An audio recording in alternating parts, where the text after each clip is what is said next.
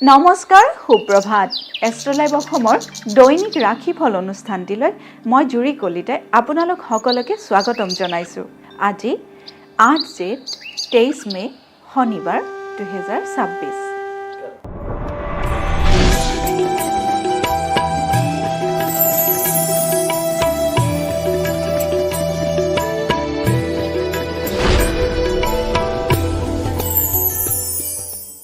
পঞ্চাং অনুসৰি আজিৰ দিনটোৰ ৰাশিফল মেষ ৰাশি।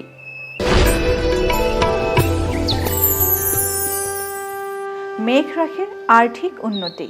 মেষ ৰাশি জাতক জাতিকাসকলৰ আজিৰ দিনটোত আৰ্থিকভাৱে উন্নতি হোৱাৰ লক্ষণে দেখা দিছে।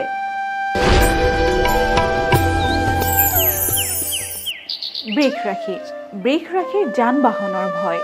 বৃষ ৰাশিৰ জাতক জাতিকাসকলে আজিৰ দিনটোত যান বাহন চলাওঁতে বা যান বাহনত উঠোঁতে সাৱধানেৰে উঠিব, কাৰণ আজিৰ দিনটোত আপোনালোকৰ যান বাহনৰ জৰিয়তে দুৰ্ঘটনা হোৱাৰ যোগে দেখা দিছে।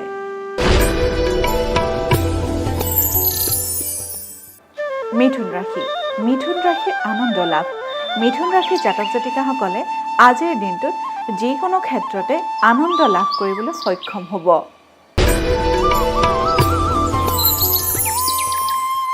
কৰ্কট ৰাশি। কৰ্কট ৰাশি মকৰদমাত জয়।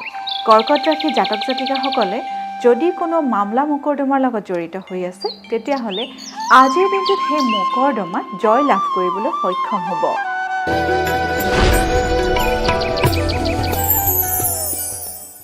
সিংহ ৰাশি। সিংহ ৰাশি কৰ্ম পৰিৱৰ্তন। সিংহ ৰাশি জাতক জাতিকাসকলৰ আজিৰ দিনটোত যিকোনো ধৰণৰ কৰ্মক্ষেত্ৰতে হওক বা নিজৰ কৰ্মতেই হওক পৰিৱৰ্তন বা বদলিৰ যোগে দেখা দিছে।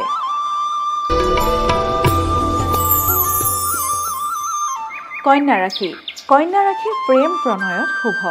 কন্যা ৰাশি জাতক জাতিকাসকলৰ আজিৰ দিনটোত সম্পৰ্কত অথবা প্ৰেম প্ৰণয়ৰ ক্ষেত্ৰত শুভ দেখা দিছে।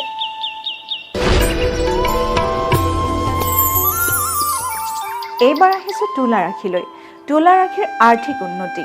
তুলা ৰাশি জাতক জাতিকাসকলৰ কৰ্মক্ষেত্ৰতে হওক বা আন কোনো ক্ষেত্ৰতে হওক আৰ্থিকভাৱে উন্নতিৰ যোগে দেখা দিছে।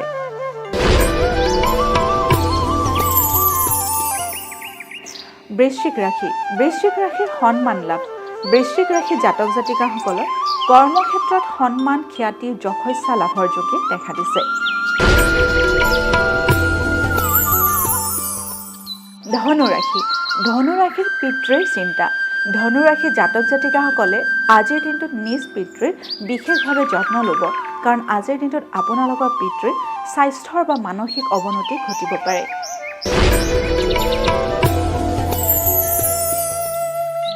মকৰ ৰাশি। মকৰ ৰাশি প্ৰণয় লাভ। মকৰ ৰাশি জাতক জাতিকাসকলে আজিৰ দিনটোত নতুন সম্পৰ্ক স্থাপন হ'ব পাৰে। এইবাৰ আহিছোঁ কুম্ভ ৰাশিলৈ। কুম্ভ ৰাশি কাৰ্যসিদ্ধি। কুম্ভ ৰাশি জাতক জাতিকাসকলৰ আজিৰ দিনটোত যিকোনো কাৰ্যতে সিদ্ধি লাভ কৰিবলৈ সক্ষম হ'ব পাৰে।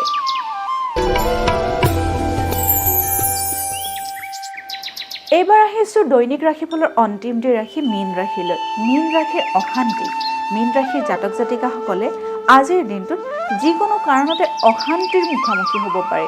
সেইকাৰণে আজিৰ দিনটোত আপোনালোকে নিজৰ মনটো দৃঢ় কৰিহে সকলো কামতে আগবাঢ়িব। এয়াই আছিল আজিৰ দিনটোৰ ৰাশিফল।